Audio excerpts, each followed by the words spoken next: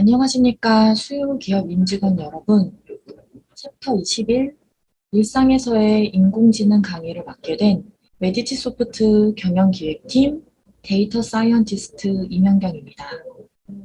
인공지능이라는 개념은 1965년에 처음 등장했지만 데이터의 양적 증가, 첨단 알고리즘, 컴퓨팅 파워와 스토리지가 개선된 오늘날 매우 활발히 연구되고 있는 분야입니다. 앞선 강의에서 인공지능의 개념에 대해서 이미 교육을 받으셨으므로 저와는 AI의 정의에 대해서는 간단히 짚고 넘어가고 일상 속에서 접하실 수 있는 AI 서비스와 AI 인재 양성의 중요성, 그리고 인공지능의 학습법과 응용 가능한 사례들을 가볍게 살펴보는 것으로 진행하도록 하겠습니다. 우선 AI는 Artificial Intelligence의 약자입니다. 한국어 번역 그대로 인공적인 지능입니다. 정의는 인간의 지능을 모방하여 작업을 수행하고 그 수집한 정보를 기반으로 반복적으로 개선할 수 있는 시스템 또는 기계를 의미합니다. 기계뿐 아니라 시스템까지도 AI이기 때문에 2016년 바둑기사 이세돌과 경기를 펼친 알파고 역시 인공지능에 해당됩니다. 여기서 핵심적인 부분은 AI는 인간의 지능적인 행동을 모방할 뿐 아니라 학습, 추리, 적응, 문제 해결 등 인간의 능력을 능가한다는 것입니다. 인간을 포함한 동물이 갖고 있는 지능, 즉 내추럴 인텔리전스와는 다른 개념입니다. 이제 인공지능 AI가 다양한 분야와 접목되어 활용되고 있는 사례들을 살펴보겠습니다. 의료 분야에 적용되고 있는 사례를 말씀드리겠습니다. 의료 AI의 꽃은 정밀의료인데 본 사례는 그 역량을 제대로 발휘할 수 있게 도와주는 수술 내비게이션입니다.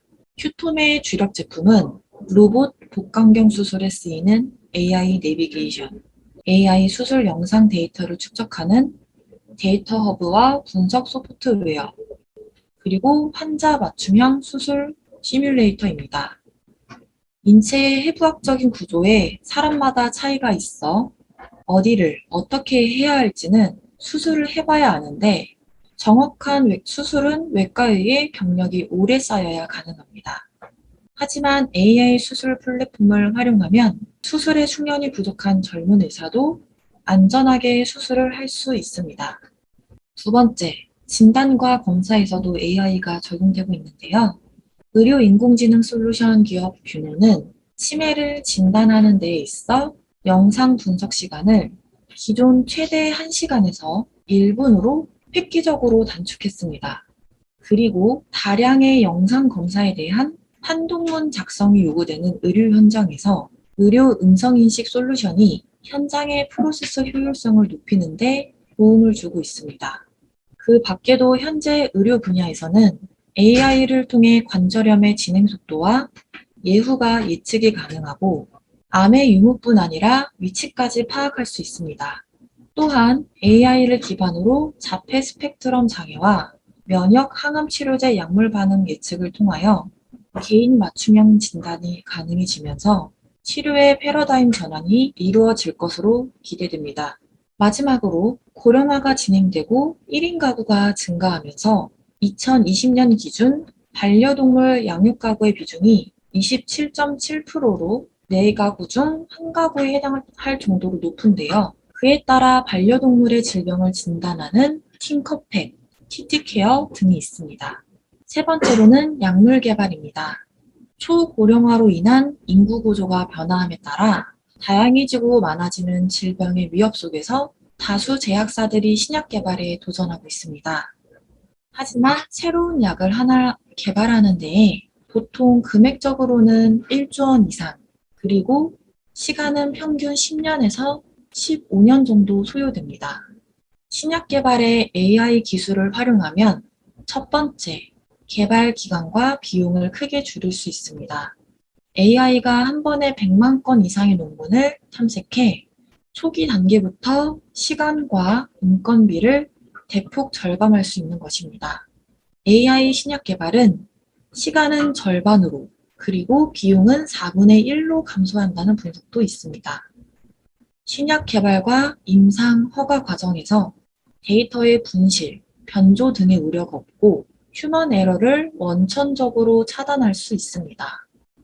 살아있는 세포 혹은 생명체를 대상으로 하는 실험을 인비보, 유리시험관을 통한 방법은 인비트로라 일컫는데요.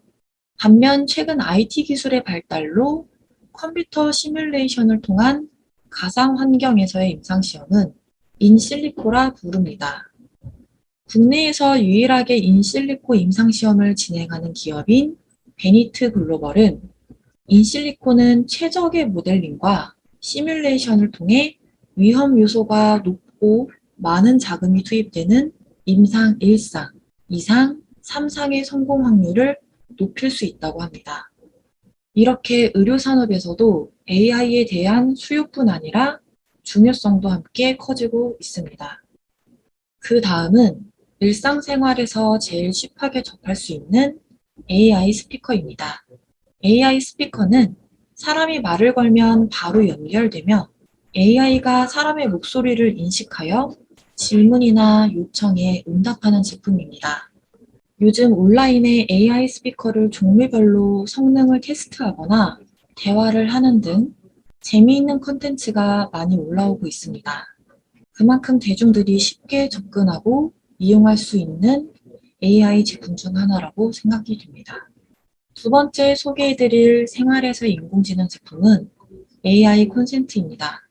기존의 전기 플러그에 와이파이나 스마트폰의 기능을 추가하여 원격으로 스마트 홈 네트워크에 통합하는 전원 콘센트입니다. 스마트폰의 응용 프로그램 등을 통해서 각종 가전제품들을 제어할 수도 있고 시간대별로 혹은 일일별, 월별, 연도별로 소비한 전력의 양을 확인할 수 있습니다. 또한 등록해 놓은 스케줄을 자체 스케줄로 동기화해 놓으면 통신에 문제가 발생해도 스케줄이 스스로 작동됩니다. 외출했을 시에도 온오프 여부를 확인할 수 있고 제어가 가능하여 화재 사고 예방과 전력 케어가 가능합니다. 때문에 요즘 늘어나는 1인 가구, 건호인, 어린아이가 있는 가정 등에서 다양하고 간편하게 활용하고 계십니다. 그리고 AI 정수기가 요즘 출시되고 있는데요. 왼쪽에 보이시는 사진처럼 외관상으로는 우리가 알고 있는 일반 정수기와는 크게 차이를 못 느끼실 겁니다. 하지만 기능적으로 살펴보면 AI 정수기는 주기적으로 자체 자동 살균하여 스마트 케어가 됩니다. 따라서 필터 교체 주기가 기존 1분기에서 1년으로 늘었고 사용자가 자가 교체하기 쉬운 구조로 제품이 만들어졌습니다. 그래서 사용자가 방문 케어를 위해 시간을 비우거나 기다릴 필요가 전혀 없습니다. 후웨이 제품의 경우 제품 상태를 스스로 진단해 해결 방법까지 고객에게 안내해주며 그럼에도 문제가 해결되지 않을 시에는 고객센터로 문제 발생 부위 등을 자동으로 전달합니다. 따라서 고객이 고객센터로 연락을 해서 문제 발생 부위가 어딘지, 어떻게 해결을 하려고 노력을 했는지, 아니면 고객센터에 연결이 되기까지 기다릴 필요가 없습니다. 세 번째는 서비스 분야입니다. AI의 꽃이라 부를 수 있는 로봇 기술도 무섭게 성장하고 있는데요. 코로나19로 인해 인력난이 지속되고 비대면 소비가 일상화된 데다가 최저임금도 계속 오르자 외식, 영화, 호텔 등 서비스 업종 중심으로 키오스크와 서비스봇 공급이 확대되고 있습니다. 왼쪽에 치킨을 튀기고 있는 조리봇처럼 장시간 서서 뜨거운 열을 맞으며 요리해야 하는 식품 쪽이나 힘든 일을 기피하는 최근 젊은 층의 경향으로 외식업계 구인난의 빈자리를 서비스봇이 채우고 있습니다. 실제로 오른쪽 사진에서 보시는 것처럼 서빙부터 조리까지 로봇이 일을 하는 매장도 존재합니다. 과거에는 제조업에서만 로봇이 쓰여왔지만 서빙 로봇의 대여 가격이 내려가고 AS에 대한 서비스 구축도 이루어져 가면서 일상에서 사람을 보조하는 서비스 로봇 시장이 폭발적으로 커질 것이라 예상됩니다. 아직 상용화가 되지는 않았지만 배달 로봇을 시범 운행 중인 곳도 있습니다. 통계청 자료에 따르면 코로나19를 기준으로 2019년 하반기와 2021년 하반기에 음식 서비스 거래액은 2배 이상으로 늘었습니다. 하지만 같은 기간 배달원 수는 20%포인트 증가하는 데에 그쳤습니다. 주문 폭증에 비해 배달 기사를 충원하기가 쉽지 않아 인건비가 높아졌습니다. 배달의 민족의 경우 최소 주문 금액 1만 원에 배달 팁이 8천 원으로 책정된 매장들도 등장했습니다. 배달 로봇이 상용화가 되면 배달 소요 시간 감소와 배달 요금 인하의 효과를 기대할 수 있습니다. 하지만 현행법상 배달 주행 로봇은 차로 분류되어 보도와 횡단보도를 통행할 수 없습니다. 그 외에 많은 규제들도 있지만 배달 로봇은 현재 기술상 인공지능이 판단하는 것보다 이동하고 움직이는 데에 훨씬 높은 수준의 기술력이 필요합니다. 속도나 높낮이 등을 제어하는 능력도 떨어지고 배달 주행 중 사고가 났을 시에 적용되는 제도 등에 대한 마련도 필요한 시점입니다. 아직 기술적 그리고 제도적으로 보완해야 될 부분은 있어 보이지만 살펴보았던 것처럼 서빙 로봇이 상용화가 되길 기대가 됩니다. 다음은 서비스 로봇 중 하나인 방역 로봇에 대해 소개하겠습니다.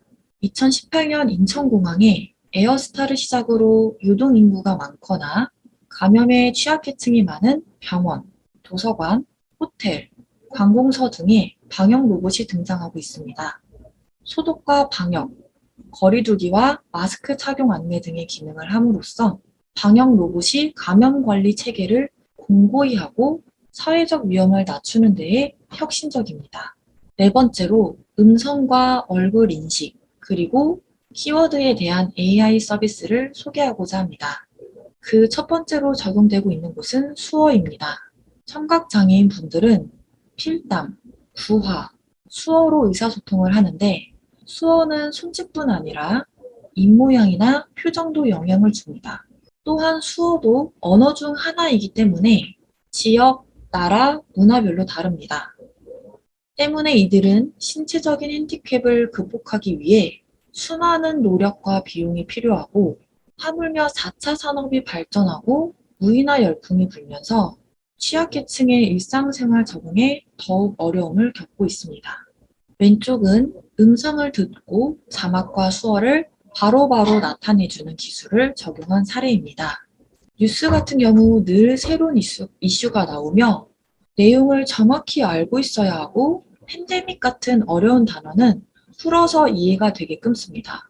예를 들어 손으로 지구처럼 동그랗게 말아준 손을 덮는 모양을 보여주면서 코로나19가 지금 세계로 퍼졌구나 하는 느낌을 주도록 합니다. 오른쪽은 사람의 목소리는 생김새 등에 따라 달라지는데 AI 기술을 통해 청각장애인의 음성을 복원한 사례입니다. 보통 청각장애인 분들은 소리는 낼 수 있지만 말을 구사하는 것에 어려움을 겪으시는 분들도 계시는데요. 보이시는 화면처럼 위에 동생분과 아래 청각장애인 분의 복원한 목소리에 그래프가 흡사한 것으로 모아 빅데이터로 만들어진 정교한 사례로 보시면 되겠습니다. 이처럼 일상의 편리함을 누구나 누리고 이용할 수 있도록 농인들을 위한 AI 서비스도 다양하게 융합되어야 합니다. AI가 인재채용 분야에서도 활용되고 있는 요즘입니다. 채용 과정에서 자기소개서를 베끼진 않았는지, 면접 시에 블라인드 규정을 위반하진 않았는지, 눈동자의 움직임이나 표정으로 부정행위가 있는지 등을 AI 프로그램 등을 활용합니다. AI 면접을 시행하는 기업이 늘어나면서 취업 준비생의 심적 부담감은 늘었습니다. 보통 순서는 자기소개, 기본 질문, 성향 파악, 상황 대처, 보상 선호, 전략 게임, 심층 대화로 약 2시간 정도 진행이 됩니다. 아직 보급화가 되지 않아 AI 면접을 실시 중인 기업의 96.2%가 AI 면접을 보완하기 위한 대면 면접을 추가로 실시하고 있으며 AI 면접 결과는 참고만 할 뿐이라고 응답한 회사도 있었습니다. 아직은 AI가 학습한 데이터가 적어 활용률도 낮아 기업에서도 그를 보완하는 방법을 대비하고 있으며 취업 컨설팅 회사들은 벌써 발빠르게 움직여 AI 면접 유형에 따라 합격 전략이나 AI 모의고사 시뮬레이션을 시행하고 있습니다. 아직은 이렇게 신뢰도도 낮지만 AI 채용 관리 솔루션이나 플랫폼이 보급화되면서 이제 그동안 기업의 인사 담당자들이 해왔던 채용 업무의 시간과 비용을 절감하고 면접자의 성향 판단에 대한 정확성을 높여 업무 효율을 극대화시킬 것으로 예상됩니다. 초개인화에 발맞춰 뷰티 업계에서도 AI와 빅데이터를 활용하여 소비자에게 손쉬운 정밀 진단, 맞춤, 추천 서비스를 제공하고 있습니다. 제일 왼쪽에 있는 사진은 젠페이스인데요. 인공지능 AI와 증강현실 AR 기술을 기반으로 자신의 얼굴형 등에 맞는 퍼스널 컬러와 화장품을 추천해 줍니다. 두 번째 사진은 화해라는 앱인데요. 화장품의 성분을 분석해 줄 뿐만이 아니라 이용자가 스마트폰으로 자신의 피부를 찍으면 AI가 이용자 피부를 분석해 최적의 화장품을 추천해 줍니다. 세 번째는 헤어랩이라는 어플입니다. 단연간 성별, 연령별, 인종별, 테라크 빅데이터를 기반으로 AI 카메라로 두피를 촬영하면 유수분, 각질, 모발 밀도 등 5가지 이상의 요소로 분석 등을 해주고 두피 상태 변화나 추이랑 관리를 도와주는 어플입니다. 이 외에도 다양한 뷰티 쪽 업계에서도 AI를 활용하여 초개인화에 맞춘 서비스를 제공하고 있습니다. 그리고 우리의 일상생활에서 비서 역할을 해주는 인공지능 서비스는 AI와 IoT를 접목한 스마트홈이 있습니다. 스마트홈이라는 개념은 기존에도 있었지만 코로나19 이후 주거 생활의 중요성을 인식하고 일정 비용을 지불하더라도 더 편리한 주거 환경을 만들기를 원하는 소비자들이 증가하면서 관련 기업들의 기술 개발과 규모도 함께 커지고 있습니다. 앱이나 음성 서비스를 이용해 가전제품과 집안 곳곳의 기기들을 제어할 수 있습니다.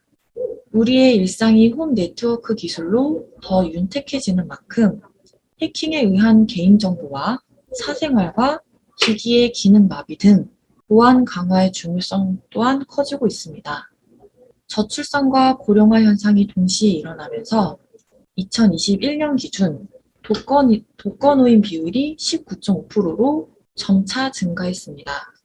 스마트홈 서비스가 확대되면 거동이 불편한 노인과 장애인의 자립적인 일상생활을 지원할 수 있을 거라 예측됩니다.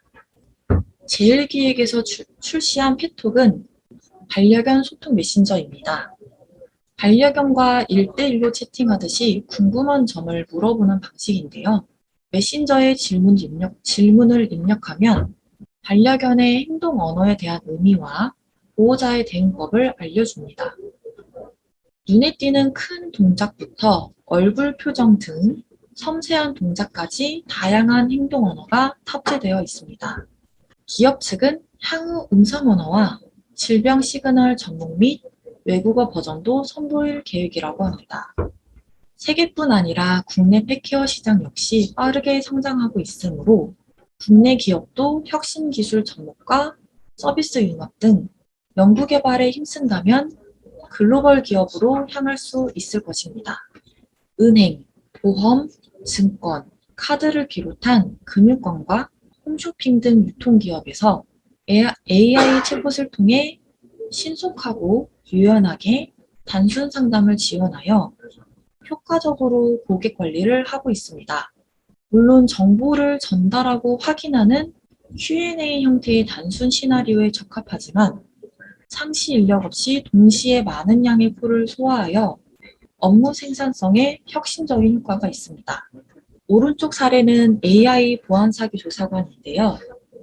보험 사기 적발 금액은 매년 꾸준히 증가하고 있습니다. 적발된 사례를 경찰에 수사 의뢰하더라도 최종 결론이 나기까지 상당한 시간이 소요되기 때문에 보험금이 이미 지급된 경우라면 보험사는 이를 돌려받기까지는 더 오랜 시간이 걸립니다. 이런 사례가 쌓일수록 보험금 누수가 심각해지고 이는 결국 선량한 소비자들에겐 보험료 인상으로 이어질 수 있습니다. 최근 삼성생명은 웹 크롤링 방식으로 보험 사기와 관련된 특정 키워드를 입력하면 온라인 커뮤니티나 애플리케이션의 게시글을 자동으로 수집하고 분석하였고 보험 사기 유인, 알선이 의심되는 병원 26개를 적발해 신고했습니다. 웹 크롤링은 최근 온라인 커뮤니티와 SNS로 보험 사기 알선 게시글이 늘어나면서 보험금이 청구되기 이전 단계에서 적발하는 방식으로 보험 사기를 사전에 예방한다고 볼 수 있습니다. 또한 이은혜 사건과 같은 사례들을 근절하려면 가입 심사부터 완전 판매 모니터링, 즉 해피콜까지 촘촘히 진행되어야 합니다.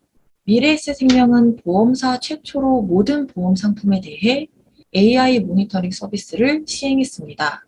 단순 업무의 자동화를 통해 상담사는 감정 노동을 줄이고 고객은 시간에 구애받지 않고 야간에도 모니터링이 진행 가능합니다.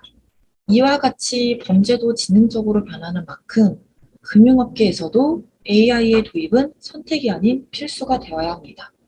코로나19 이후 한국의 우울증은 2배 이상으로 증가되었으며 본인이 인지한 후에도 1년 넘게 치료받지 않은 비율은 30%를 넘습니다. 너 사만다는 목소리를 녹음하면 감정을 AI로 153가지로 분석하여 감정 리포트를 실시간으로 제공하고 이용자와 유사한 경험을 극복한 경험자 리더를 AI 기반으로 매칭하여 공감과 위로를 제공하는 멘탈 케어 서비스 앱입니다. 목소리로 감정을 분석해주고 긍정적으로 나아갈 수 있게 조언도 제시를 해줍니다. 오늘 하루를 스스로 녹음하고 기록된 레포트를 돌아보며 나의 감정을 셀프 케어하게끔 도와주는 어플이라고 봅니다. 미국 스타트업에서 타인보다 로봇에게 마음을 털어놓는 것을 더 선호하는 환자들을 참고해 AI 심리상담 프로그램 워봇을 만들었습니다. 워봇을 설치하면 우선 지난 2주 동안 느낀 감정들에 대해 간단히 4가지 정도 설문을 하고 이후에 친구와 채팅하듯이 대화가 진행이 됩니다. 워봇 측은 AI 심리상담 프로그램이 전문 상담사를 대신할 수는 없겠지만 심리상담 기회를 갖기 힘든 환자들에게 많은 도움이 될 것이라고 밝혔습니다. 이 외에도 교육, 예체능, 시설 안전 등 많은 분야에서 AI 서비스가 활용되고 있는데요. 잠시 휴식 시간 10분을 가지고 이렇게 다양한 분야 혹은 업종에서 융합되어 AI가 대중화되고 있는 만큼 우리가 유념하여야 할 부분들에 대해서도 생각해 보도록 하겠습니다.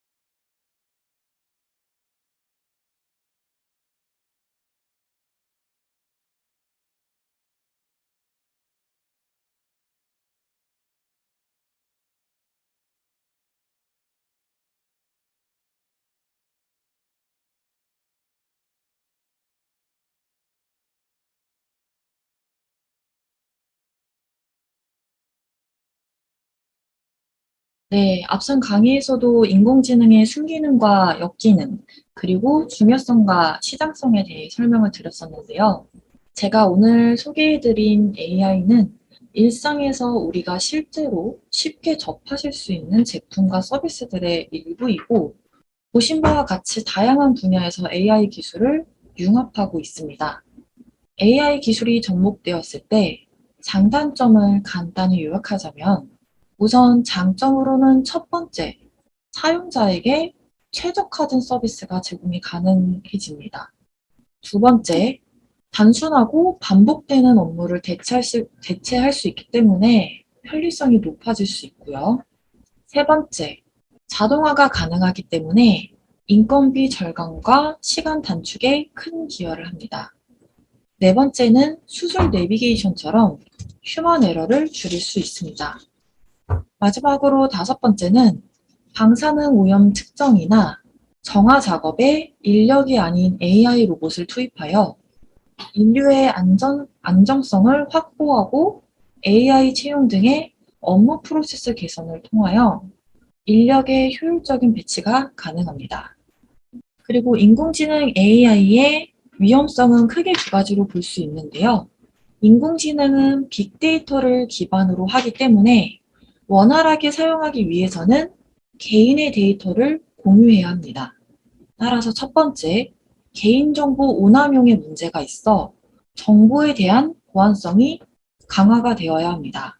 그리고 AI는 학습 전에는 순수한 어린아이와 같은 상태이기 때문에 두 번째, 편향되거나 부적절한 데이터를 학습한 경우 챗봇 이루다 논란 사건 때처럼 잘못된 인공지능이 개발될 위험이 있다는 것입니다.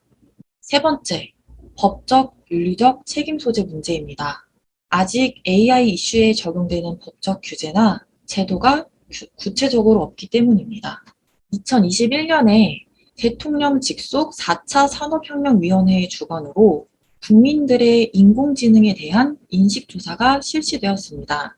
국민들은 인공지능을 먼 미래의 일이 아닌 코앞에 닥친 미래로 체감하고 있고 또 인공지능의 적극적인 도입과 확대를 기대하는 것으로 나타났습니다. 2020년 기준 AI 준비지수 평균 점수는 1위인 미국과 2위인 영국은 2배 이상 차이가 납니다. 그만큼 국가 간의 AI 연구 역량 간의 차이가 크며 그 괴리도 매우 크다고 볼 수 있습니다. 2020년 기준 대한민국의 순위는 캐나다인데요. 대한민국은 IT 강국이라고는 하지만 IT는 워낙 범위가 넓기 때문에 선택과 집중이 필요한 시점입니다. 앞에서 살펴본 바와 같이 AI에 대해서는 이제 편리성 등에 대한 장점도 있고 그 다음에 위험성도 마찬가지로 존재합니다. 하지만 바로 앞선 화면에서 보신 통계 화면과 같이 사람들도 많이 필요성에 대해서 체감을 하고 있고 전 세계적으로 봤을 때 인공지능 시장도 매우 커지고 있기 때문에 지금 AI 국가 경쟁력은 인재가 좌우합니다. 지금 거의 모든 분야에서 AI가 접목이 되면서 전 세계 기업은 인재난에 시달리고 있습니다. 개발자와 엔지니어만 육성해서는 안 되며 인공지능을 다양한 산업과 융합할 수 있는 AI 융합 비즈니스 전문가, AI 해설가 등 세분화해서 인력 양성이 필요합니다. AI 대중화와 AI 인재 육성을 위해 인공지능은 배우고 익히는 것이 아니라 체험하고 경험하도록 유도하는 것이 중요합니다. 일반인을 대상으로 인공지능을 쉽게 배울 수 있는 교육도 필요하며 인공지능에 대한 문맹을 막기 위해서 유치원 교육에서부터도 코딩 등을 적극 활용해야 합니다. 5세에서 7세에 가정에서 교육이 가능한 코딩 놀이에 대해서 짧은 영상을 시청하도록 하겠습니다.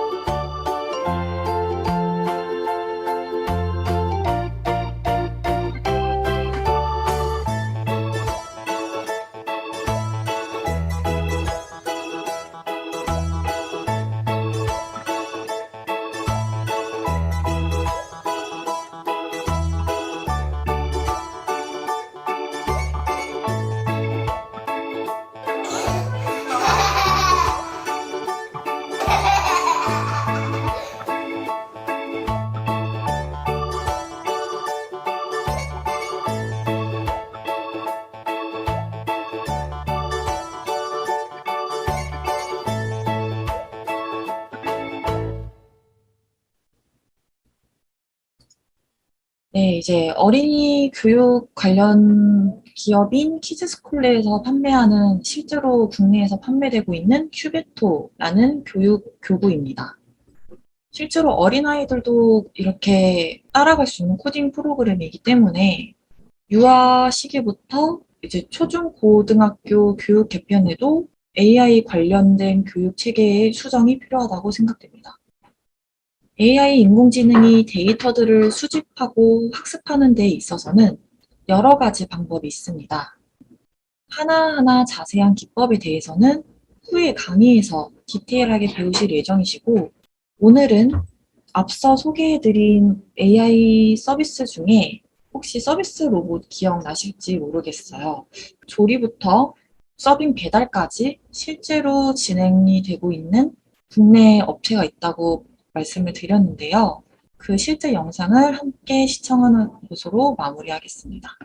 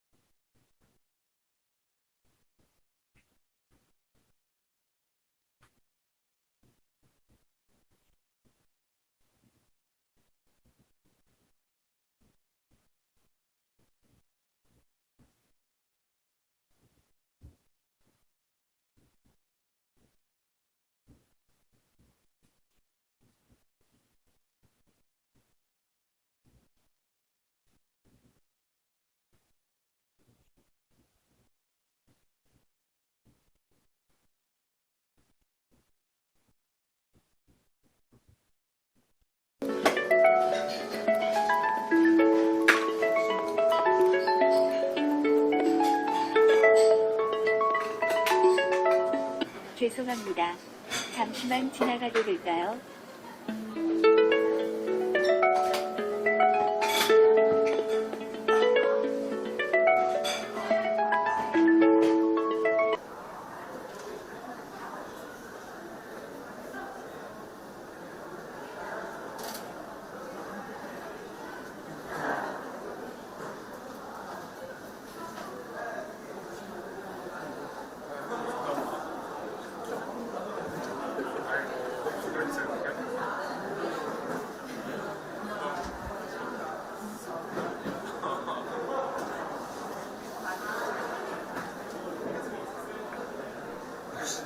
콩나물이 튀어나와요.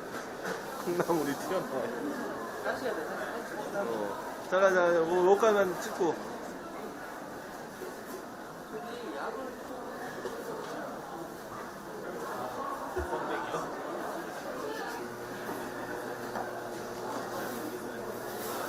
그대로 계세요.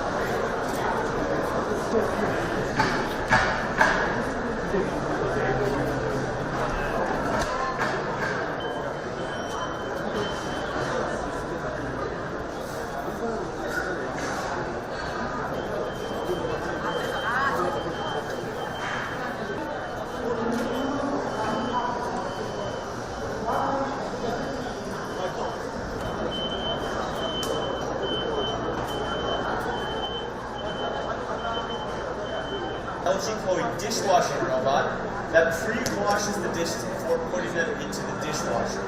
You can all imagine after a night of cooking that the dishes are going to be crusty and dirty, so this saves me a significant amount of time that now I can pay more attention to mine. Thank you so much for coming in today. I want to remind you one last time to join our hashtag event. Get your free coffee right over here after the show.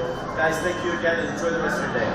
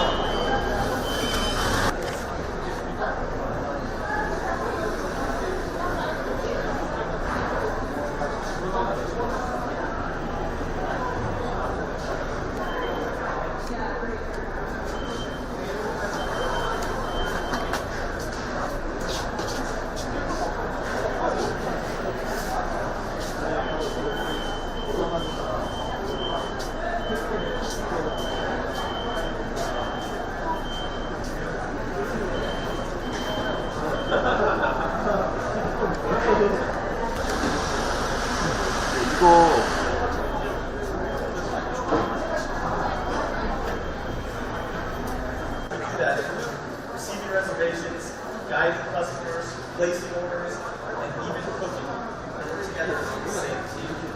Now I'm going to show you just how this is accomplished and exactly what that, if you remember from last time, this is your LG Chloe robot server. She's going to take your order. Yep, you can go ahead and place your order. Durette and olive oil marinade on top. Alright, now I think that looks good. Just in time because it looks like people with gluten sensitivities. Now, like I said, it's very easy to make, so just prepare. Now we're going to start by adding 2 different types of soy sauce, salty textured soy sauce, and then a sweet that really balance each other out. Then we're just going to add some toppings and make it look as pretty as possible. Now that looks good, and it's ready to go, and just in time because Gabriel's dish is next. Now, he's to the table.